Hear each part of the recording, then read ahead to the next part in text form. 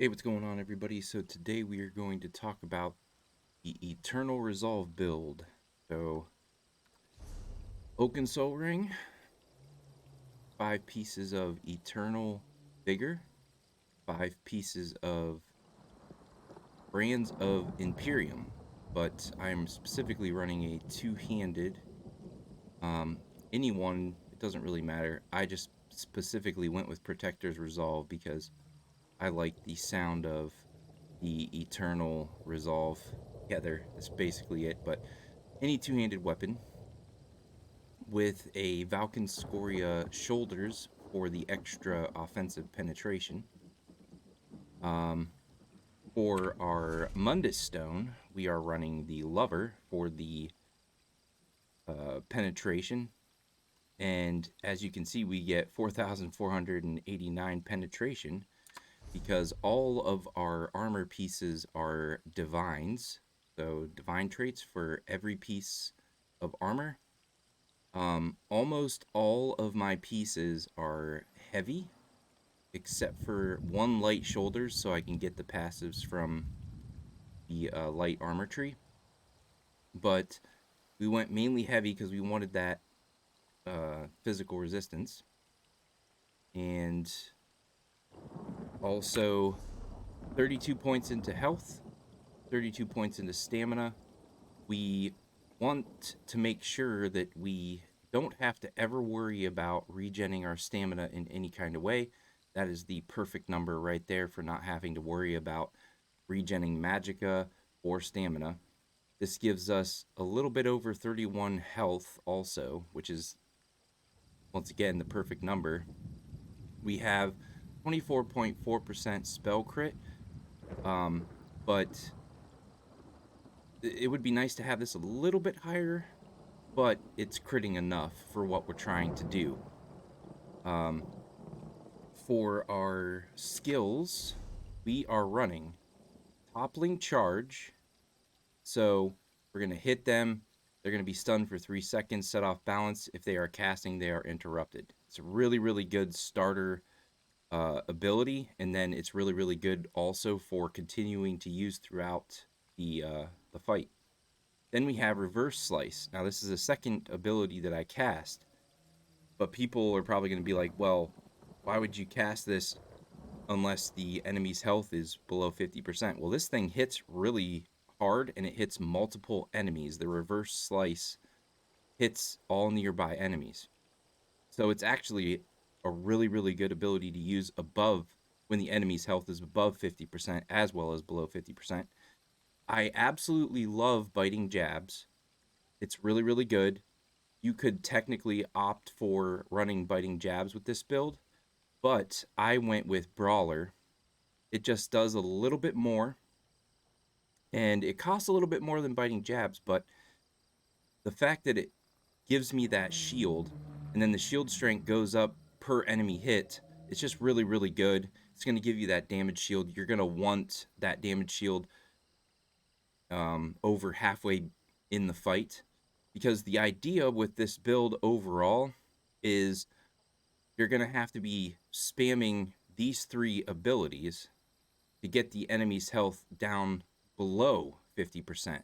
That's the whole idea, the whole concept of this. So these 3 are going to be, you're going to be running through these a lot, making sure that you're getting the shield from Brawler, you're interrupting or just doing damage, and you're doing damage to all enemies nearby between these 2 abilities. So really, really good, fantastic 3 skills to just run to get the enemy's health down to below 50%.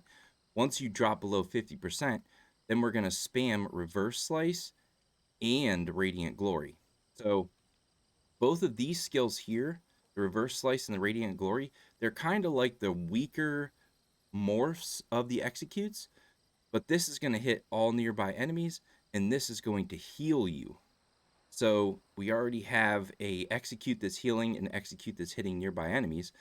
And when the enemy's health is below 50%, spamming these 2 back to back, you're doing 2 different executes, and it more than makes up for the fact that you went with the weaker versions of the executes. It's fantastically awesome how effective, especially Radiant Glory, is on enemies. It's probably the best execute in the game, in my opinion.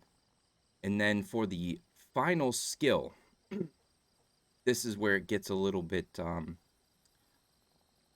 different. So introspection is what I'm running if I'm running PvP or Cyrodiil. So I have that damage shield with my character. So I have another shield going. I have a brawler shield going, and then I have a shield that I'll put up when I'm taking over a control point in Cyrodiil, for example. I'll have this going. When the enemy hits me, that'll absorb the damage.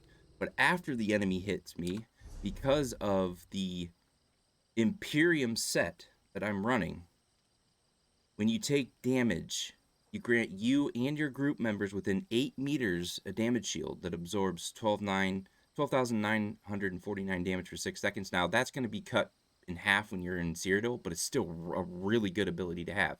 So, before an enemy player attacks you, you're going to absorb the damage that they did with that shield. Afterwards, they're going to activate for you the damage shield from the Imperium set. And then as you're fighting them, you're going to be activating a third damage shield with Brawler. However, so with this skill, Introspection, like I said, I'm running it in PvP and Cyrodiil, but I'm not going to run this in group dungeons. Actually, what I'm going to do is in Restoring Light for the Templar, I'm running the Hasty Prayer. So this allows me to kind of just heal myself and nearby allies, and we just have a flat heal going. And then we also get that minor expedition. So in group activities, no matter what's going on, whether the ally players are just trying to run way ahead and get it done fast, or it looks like there's like some kind of an emergency situation where the healer's not quite as good, or the tank is kind of like not a dedicated tank. There's just a lot of reasons to run Hasty Prayer in group dungeons and stuff like that. So that's what I would run. And then if you're doing solo content, if you're running the story quests, stuff like that, Repentance is the ability I would run. This thing is awesome. It doesn't cost anything to cast. All you have to do is make sure that there is some kind of corpse on the ground. If there's a corpse on the ground, you're going to heal and you're going to restore 3,000 stamina. It's a really, really good ability. The reason that I don't recommend it in group dungeons and especially in Cyrodiil and PvP is there's just no guarantee that you're going to get the amount of corpses you'll need when you feel like you need to cast this. Also, with certain world bosses, there's some world bosses where it's a huge benefit to run Repentance because there's lots of NPC mobs just coming after you all the time, and you kill them, you're going to be able to heal and regen stamina from them. But then there's other world bosses where the enemy NPCs die and their body instantly disappears, making Repentance obsolete. So judge accordingly. Just for me personally, I like to have that damage shield before a fight with an enemy player in PvP, and then group dungeons, Hasty Prayer, and when you're running solo, Repentance. And then finally, our ultimate ability, we are running Berserker Rage. Strike an enemy with a vicious blow, dealing 10,185 physical damage to them and all nearby enemies. This attack ignores the target's resistance and grants you physical and spell resistance equal to the amount ignored from the initial target for 8 seconds. So the fact that you can ignore an enemy player's or a boss's resistances with this ult, absolutely fantastic ability, and it goes really, really well with casting your 2 executes on an enemy, and then this significantly helps you to try and finish them off faster before they can regen, especially in Cyrodiil and Battlegrounds PvP. This ultimate with the reverse slice and the Radiant Glory, so good. So good. For our food, normally we're going to run the Bewitched Sugar Skulls, but for those of you who have a bit of an issue with money, or you're a newer player or a newer character, um, you can run the crown fortifying meals because you'll get a few of those pretty early on, or you can buy what was it? Orzorga's blood rice pie. So this you can use from level 1. So right from the very beginning of your character, you can go buy the recipe, or you can build up some gold and just buy like 100 of these from a trader somewhere. This is going to increase max health by 53.95 and health recovery by 539 for 2.5 hours. This is really, really good for this build. And like I said, you'll be able to run it from level 1 if you want to. But eventually work your way up to acquiring the Bewitched Sugar Skulls. They are just insanely good for this build. Max health, max stamina, max magicka, and health recovery, all coming from the Bewitched Sugar Skulls. Absolutely fantastic. And then the champion points.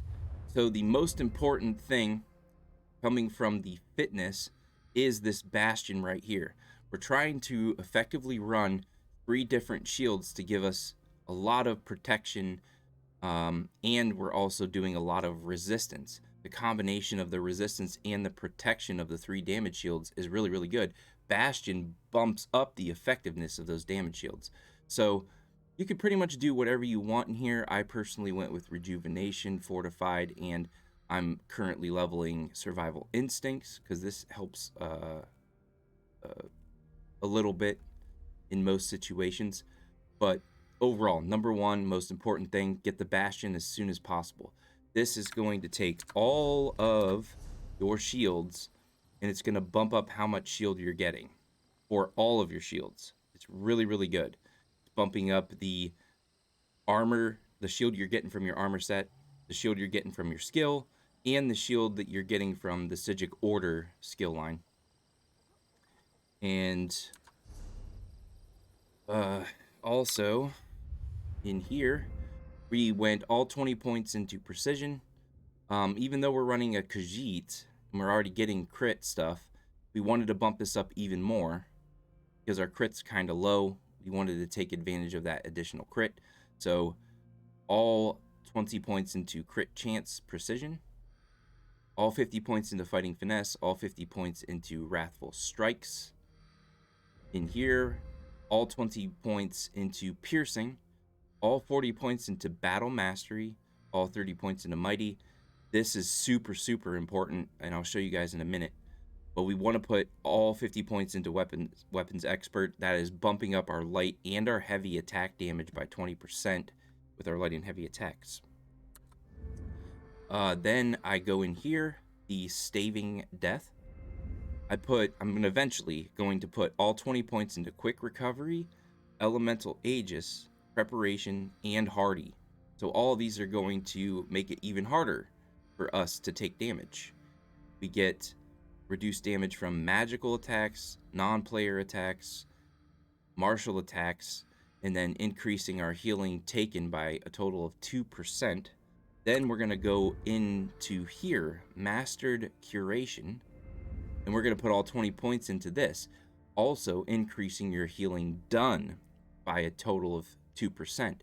So whatever heals you use, whether it be Repentance, Hasty Prayer, or the Psijic Order's Introspection, you're going to get more, you're going to be giving off more healing and you're going to be taking in more healing. It's really, really nice. It's only 2%, but that 2% makes a big difference, bigger difference than you would think it would. And then finally, over here, I felt like this is the number 1 most important thing, Rationer. When you use your Bewitched Sugar Skulls or whatever food you're running, this is going to add an additional 30 minutes onto that food. So you definitely want to get Rationer. Eventually put all 50 points into Steadfast Enchantment. Your weapon enchantments have a 10% chance to not consume a charge when activated. Really, really good. 75 points into Liquid Efficiency. Whenever you use a potion or poison, you have a 10% chance not to consume it. So that's really nice. Sometimes that'll save your food. And if you decide to run some kind of poison, sometimes it'll save that as well. 50 points into Steed's Blessing, because I really like to make all of my characters fast. So this is kind of optional, but I highly recommend Liquid Efficiency and Rationer with Steadfast Enchantment. I also did this, increase the quality of items you find in treasure chests. This makes it easier to farm for armor sets or weapons or jewelry. Whenever I'm farming dungeons, there's a heightened chance that when I run into a chest while I'm farming a dungeon, I could pull out a purple piece of some kind of armor or jewelry.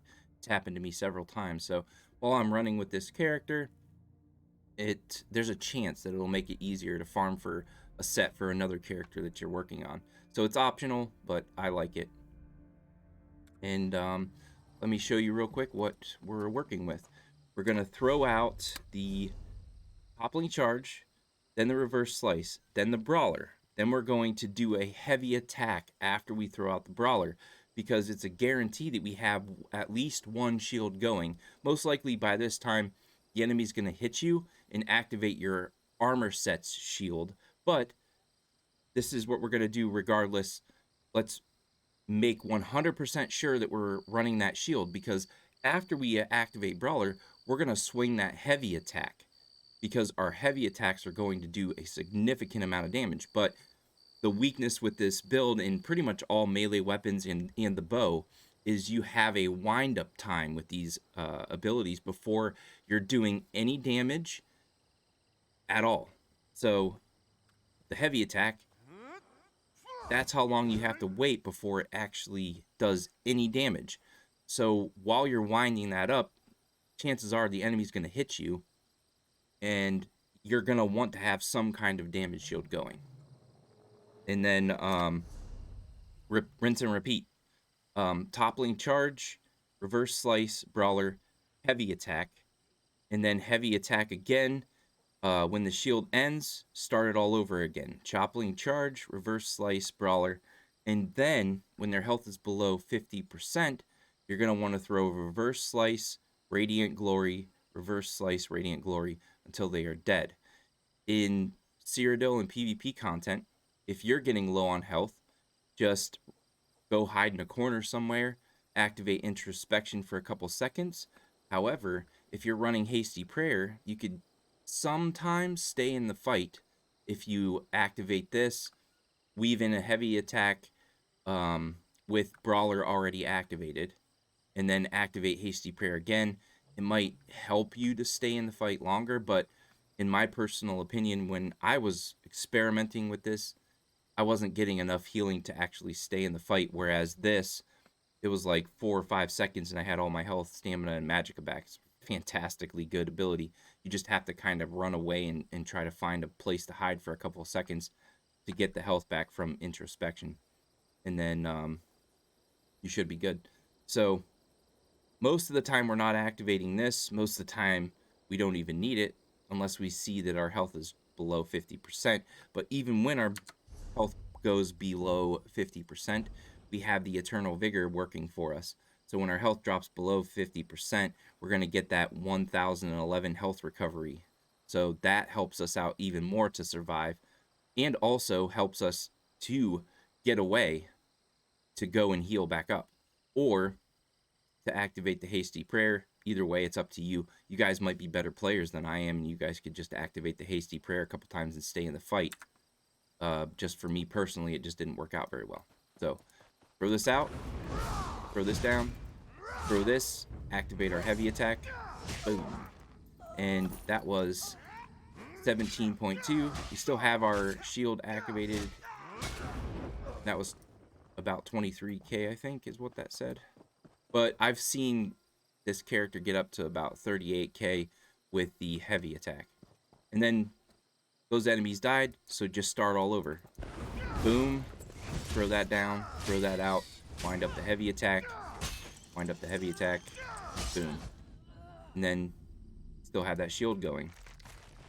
So as long as you see some form of shield going on your character, then that's when you wind up the heavy attacks. If you don't have a shield going, then weave in the light attacks, because even your light attacks are doing a lot of damage.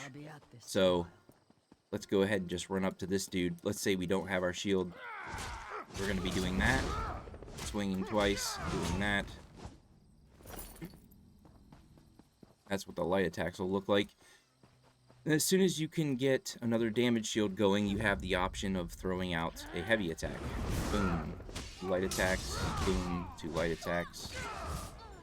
And we have our damage shield going. On to the next ones. And then sometimes, especially with the normal enemies of the areas, you can actually use this when their health is about 25% to instantly just kill them. It's like half, I wouldn't even say half a second, and this thing is just like an instant, it looks like an instant kill. So you could go like this, throw this down, throw this out, use that, and it's like that. It's just instantly killing them. It's a fantastic ability.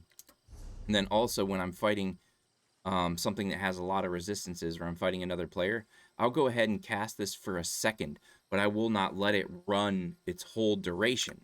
So you can actually cast that and then just block to interrupt so that the whole 1.8 seconds isn't going.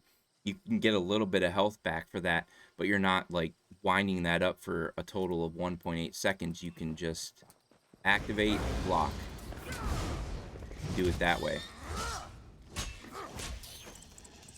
But yeah, so that be the build. Like, comment, share, subscribe. I hope you guys found this informative, and I'll see you guys on the next one, all right? Laters.